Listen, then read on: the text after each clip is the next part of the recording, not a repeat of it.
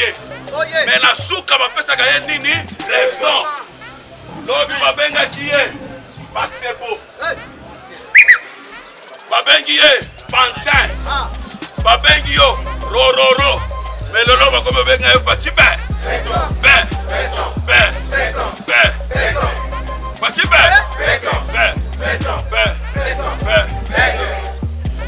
Donc comme il a mon gata.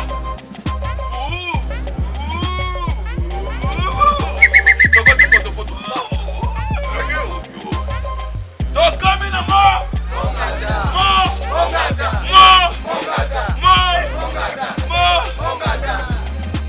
papa. Donc quand il a scandale. Papa, maintenant ici est comme là. 1000 hectares. Papa, dans la main. Na kola babino muswaote. Dalama. Dalama. Général Munene. Moïse Katumbi oyo lelo oyo. To bengi siye na union sacrée. Oyo pe ezala ba projet moko to so comprendre ngote. Ezala ya solo te mais ezala lokuta mais ce qui est ça solo IDPS etkali IDPS. Kabila. Ashadari. Badon Numbi. Ba Moïse na bato mosusu. Bazali kosala za ni essence sans effet. Lisango be. Lisango be. Jitala be. Jitala be. Basango be. Basango be. Basango be. Basango be. Basango be. Basango be. Basango be. Pachi. Pachi.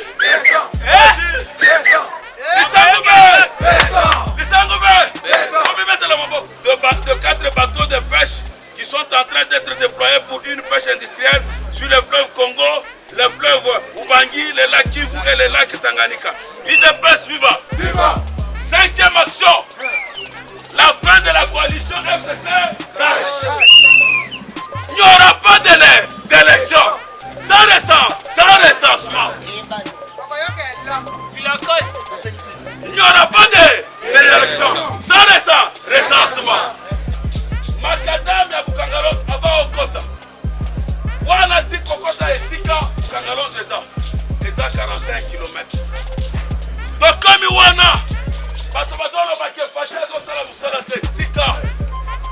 Fachazo sala musala IDPS viva. Viva. Wedenga IDPS viva. Viva. Wedenga IDPS viva. Viva. Wedenga IDPS viva. Viva. Baba. Goto shataraba.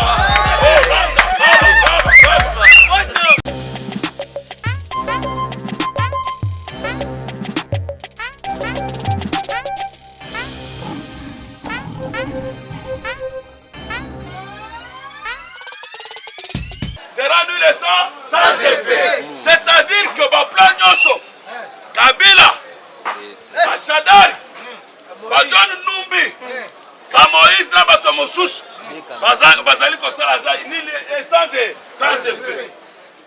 Fachi Béton pendant 2 ans. Bilan na ye eza élogé. Lolenge balobaka na français, le bilan a été élogé. Pendant 2 ans. Fachi Béton Salinine. Première chose, réduction, il y a pris Yanini, il y a passeport. Passeport à l'époque, ils allaient qui côté Kamala $200, 300, $250, $300, même $280. IDPS viva. Mais tant que Fachi Béton a eu pouvoir, passeport est comme côté Kamala combien? $99. Deuxième action. La bilan et chef de l'État, Fachi Béton. La gratuité de l'enseignement. Gratuité enseignement, et ça dit que, par élève, on a 2 millions, comme 4 500 élèves na bato oyo, bazaki na possibilité de batanga bana, bakomi kotanga. IDPS viva.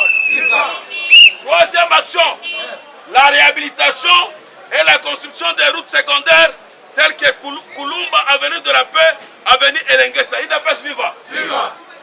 4e action, l'acquisition de 4 bateaux. Lolenge ye moko ye me Gilles Kaloubi. Atanga ka abeta l'acquisition de 4 bateaux de pêche qui sont en train d'être déployés pour une pêche industrielle sur le fleuve Congo, le fleuve Ubangi, le lac Kivu et le lac Tanganyika. IDPS viva! Viva! 5e action, la fin de la coalition FCC cache. 6e action, la libération des prisonniers politiques et ceux qui étaient frappés du bannissement par le régime criminel de l'AFDEL Congo devenu FCC par la ruse et les mensonges. Il s'agit notamment de qui? Frank Diong, Eugène Domin Dongal, Zachary Badiangi Nemwandasem, professeur Will Mulongo, bâtonnier Mouyambo Kesse, Gabriel Kungwa Kumwaza, général Munene, Moïse Katumbi Oyo Lelo Oyo, Tobengi Siye na Union Sacrée, Oyo pe ezala ba projet moko tozo comprendre ngote, ezala ya solo te, mais ezala lokuta, mais ceux qui ezala solo IDPS etkali IDPS. 7e action, achat de 450 bus pour la société Transco. 8e, la construction des sautes moutons.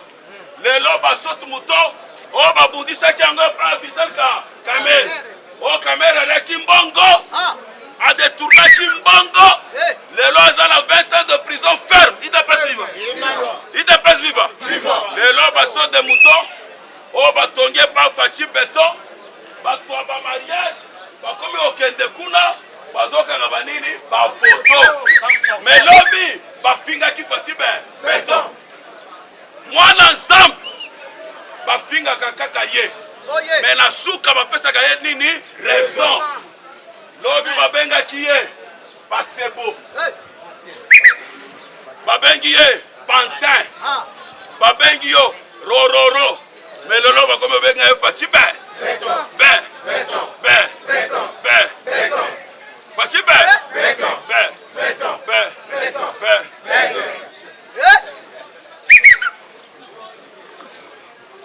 Dixième, la reprise de la coopération militaire et économique na ISA, Israël, Belgique, Grande-Bretagne, na bamboka mosusu, IDPS viva. La conclusion des négociations pour la réalisation de la construction du grand barrage Inga. La relance de la MIBA. La relance de la Jekamine.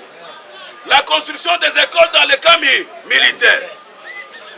La construction et la réhabilitation des hôpitaux dans les camps militaires.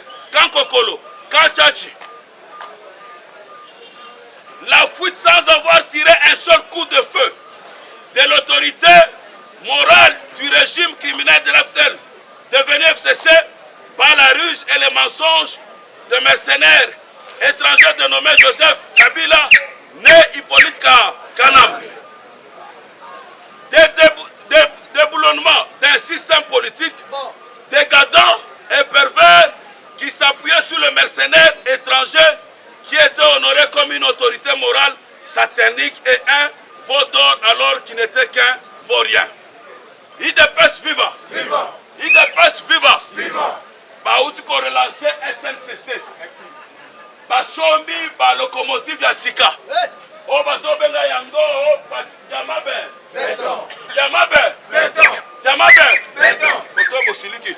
Jamabe. Béton. Jamabe. Béton. Béton lele komi kaka béton be. Béton. Béton be. Béton. Béton be. Béton.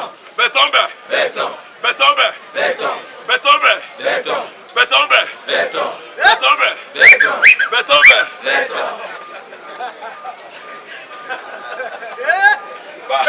Papa, il n'y aura pas d'élection sans recensement. Il n'y aura pas d'élection sans recensement. Il n'y aura pas d'élection sans recensement. Bona nini tolobi yango, tokoloba yango tina nazi. Tokoloba yango tina nazi. Tokoloba yango tina nazi. Tokoloba yango tina nazi. Bona nini tokoloba yango. Régime ya M. Kanam de son vrai nom. Hippolyte Kanambe Hippolyte. Bazoko Sabicho. Bato bakoko plus de 12 millions à l'est du pays. Mais d'un côté, on a bato ebele. On a bato ba diminué. On a bato ba kisamaka. Par la baguette magie. Toboyi. Sans recensement élection exacte. Comment tu as kaka ba élection? Tu as ba carte d'identité. Kaka ba papier le couteau. Carte d'électeur. Oh bazo sala sima yanda. Si la marché liberté. Bazo sala ngoti na Uganda na Rwanda. Bazo ki ba machine batindi yango na epa na bango. Tolobi boy. Tozongi si lui souche. Na chikunkumina. Tolobi boy. Il n'y aura pas des élections sans recensement. On doit connaître qui est congolais, qui n'est pas.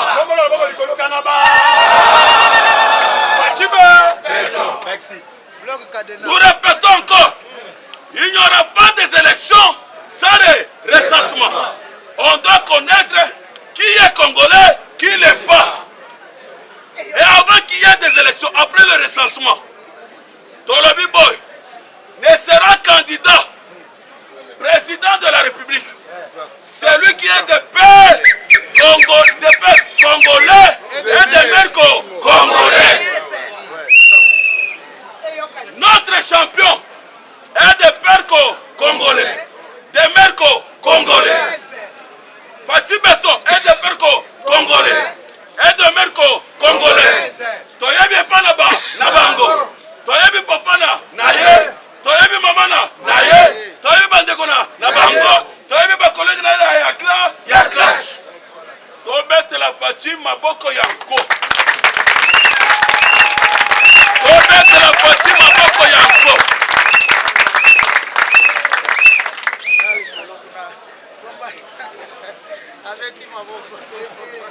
Il dépasse viva.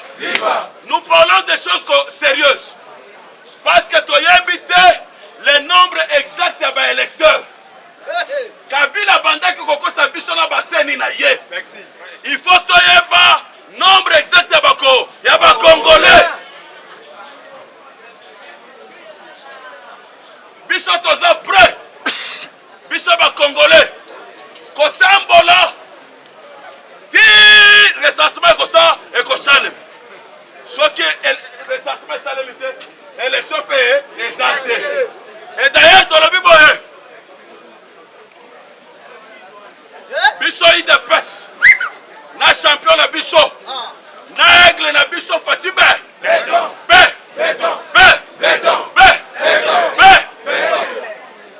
Tozo banga élection. Tu es système l'issous. Wana tokonyata.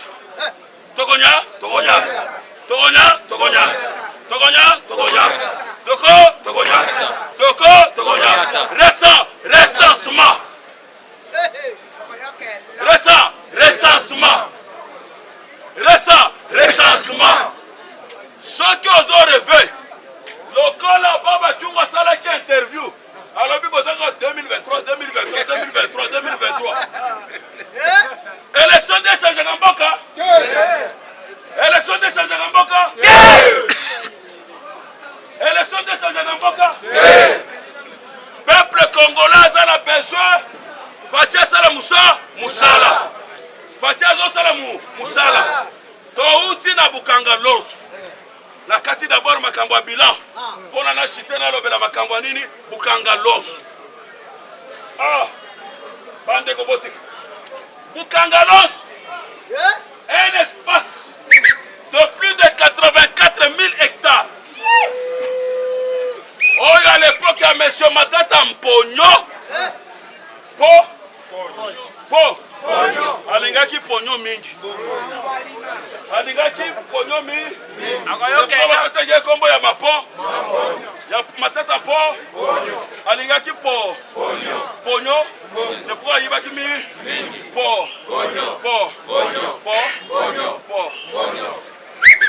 Tokomi na Bukangalonzo. Balobi Bukangalonzo mabele ya Bukangalonzo. Elo ezalaka richité. Ekoki kobota te. Ba investiraki à l'époque de Kabila. À l'époque de M. Matata Ponyo. Plus de 285 millions de dollars. Tokiti Toyebi vérité. 45 millions étaient destinés pour la barrage Moko. Kakana espace Tozobenga, parc agro-industriel de Bukangalonzo. Baké basumbi matériel, il y a CMS. Balobi basomba kiango 45 millions de dollars. Tango chef yeke kuna, inspecteur et chef, il y a Gilles Alinguette, que nous saluons ce matin. L'homme de confiance de Fatih Béton. Le flic financier de Fatih Béton. L'homme dont la vision est le patrouillage des recettes afin que la vision du chef de l'État Fatih Béton est salée. Il n'est pas vivant. Dans l'inspection générale de finances, Baké Kuna, Oezala qui barrage à 45 millions de dollars. Balobaki qui ba pièce basomba qui ango na CMS. Or bakenda kosomba ango na Inde, na Chine. Au lieu il y a 45 millions, ba dépensa qui 22 millions. 23 millions pour la salini à Pogné. Matata pour la salini à Pogné. Matata pour la salini à Pogné. C'est un spécialiste dans la fausse écriture. Il n'est pas juif. Tokiti Sikoyo, na Bukangalonzo. Tokoti na Bukangalonzo. Distance entre route principale. Macadam ya Bukangalonzo, avant Okota. Wana ti Kokota Esika, Bukangalonzo eza 45 km. Tokomi wana, bato bazolo bake Fachazo Sala Musala te, Tika. Fachazo Sala Musala, il n'est pas vivant. Wedenga, il n'est pas vivant. Wedenga, il n'est pas vivant. Wedenga, il n'est pas vivant. Baba, baba. Otobo Shataraba. Oh, Randa, Baba. Il n'est pas vivant. Il n'est pas vivant. Pachele. Pachele. Pachele. Pachele. Pachele. Pachele. Tokoti na Bukangalonzo. Tokuti 1500 hectares ya masangu. 1500 hectares ya masangu. Semence ya kalita kitoko ya Zambie. Oyo mwana mboka ministre agriculture. Papa Oyaza calme le collectif Sédois Wamulumba. Nous avons cité ce matin Antoine Joseph Kassonga, na projet naye contre Covid, le projet volontariste, papa, moins de 4 mois. Yaya, moins de 4 mois. Moins de 4 mois. 1500 hectares de maïs. Et c'est comme là. Tala Lisangwao. Yaya, Tala Lisangwao. Lisango be. Lisango be. Jitala me. Jitala be. Masango be. Masango be. Masango be. Masango be. Masango be. Masango be. Masango be. Pachi. Pachi. Pachi. Lisango be. Lisango be. Comme mettre la maboko. Dans peu de temps. 1500 hectares de maïs cultivés. Et c'est comme là. Banzelande Zangi. Pona babi misamasangu wana. Ekota Kinshasa. Congolais les foufou. Problème à Congolais. Problème à Kinois. Pas français balobi boye. Le ventre affamé. Na point d'eau. Na point d'eau. Na point d'eau. Sikoto Sengi. Parce que ministre des missionnaires, il y a ITP, Azalak Moto FCC, il y a FCC. Parmi Batoubabundisi Fati, Azal ministre One. Il fallait qui, Tango ministre Abisso, Antoine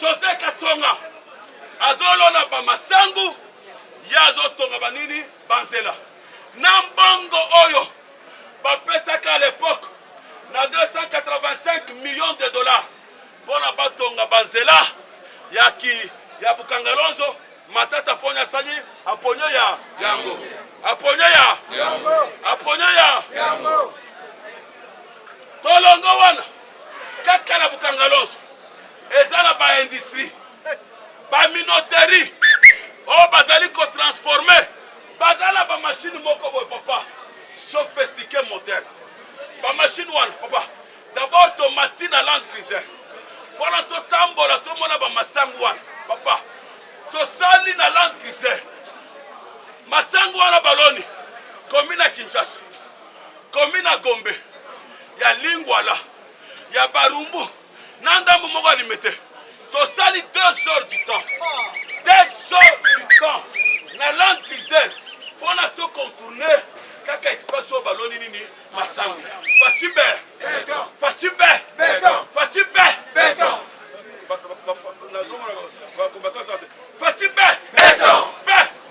masangu be Bukangalonzo be tolongwe Bukangalonzo toke mongata papa lolenge moninga ya utolo ba combattant manyoko papa mboka oyo c'est question de la volonté politique volonté nini politique motoko sabinote c'est question volonté pour politique papa tomati Land Cruiser tomati nini Land Cruiser vous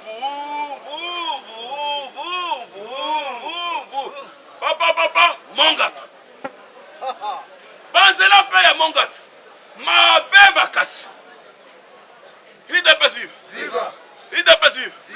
noko bimisio ezana mukoko IDPS vive tokomi na mongata tokoti potopoto tokomi na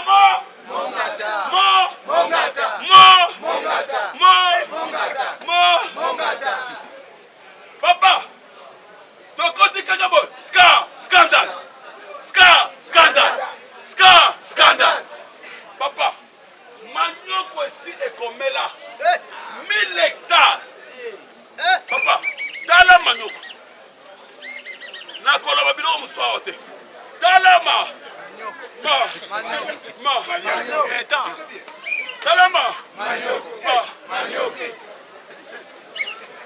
moko te nzete moko manyoko plus de 10 talama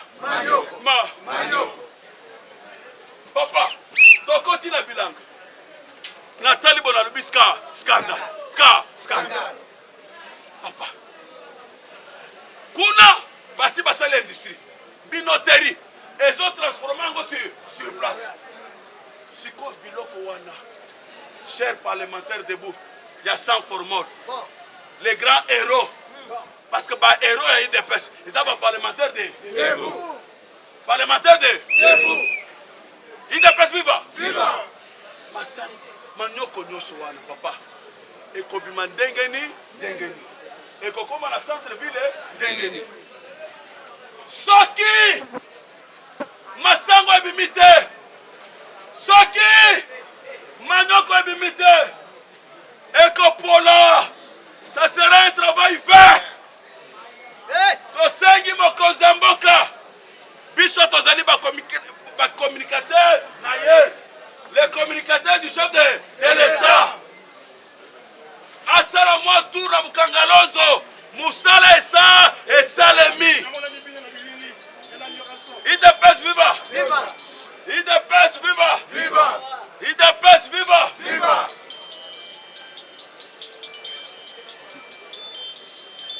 il faudrait que ba évacuer nini masangu na manyoko wana bokomona biloko ekokita papa biloko eza ebele Kangalonzo balobaki pa bato Kabila ba détourner mbongo 285 millions kaka na mabele wana nde IDPS na excellence Antoine Joseph Kasonga 3 mois pamba masango ya biso vrai 6 000 tonnes 6 000 tonnes 6 000 tonnes l'équivalent de 6 millions de kilos IDPS vive Fachi Beton mokonzi mboka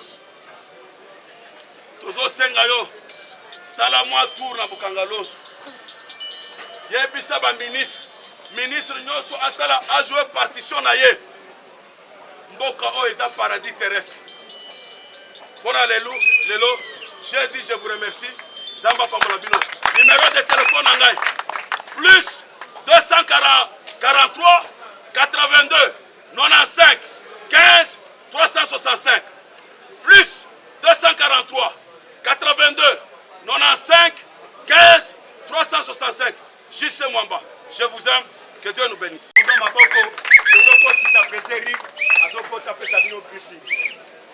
IDPS viva! Viva! IDPS viva! Viva! Lelo ngai na kolobela mama Denise Nyakeru. Oyo na ko remercier ye na ba effort nyonso aza kosala.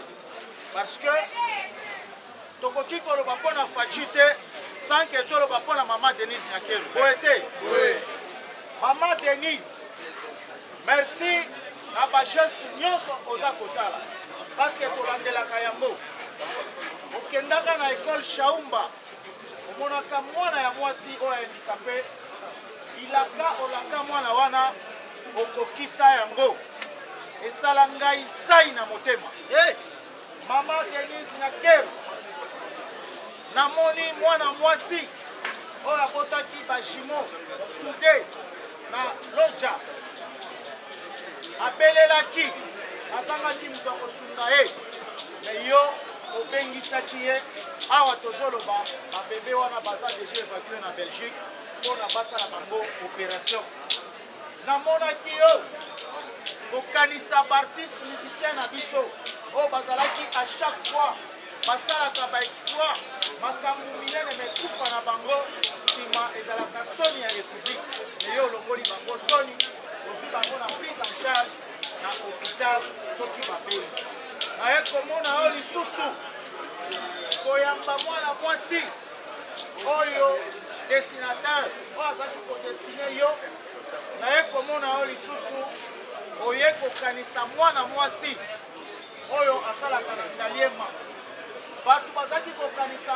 azalaka croque mort aza croque mort te eza mosala na bango bazalaka wana mpona kosoigne mutu soki akufi kosokola ye kolatisa ye kosala ye bambome ye un croque mort ezali oyo alalaka kaka na kati ya mort akosikola bibembe n'est-ce pas mais ye azali na métier na ye mobimba okanisaki ye namoni ye osali fondation na yo excellencia pour votre information congolais nyonso mwana na ya koki kozwa au-delà ya 80% akoki kozala prise en charge epai ya mama Denise Nyakeru nayoki yo lisusu okanisi ke okobongisa centre mama Mobutu oyo bana na biso bazosala bagroupe couture nazomona biloko nyonso mama Denise aza kosala eza korapele nga lokola mwana mwasi oyo akufaka na Londres na princesse Egale Diana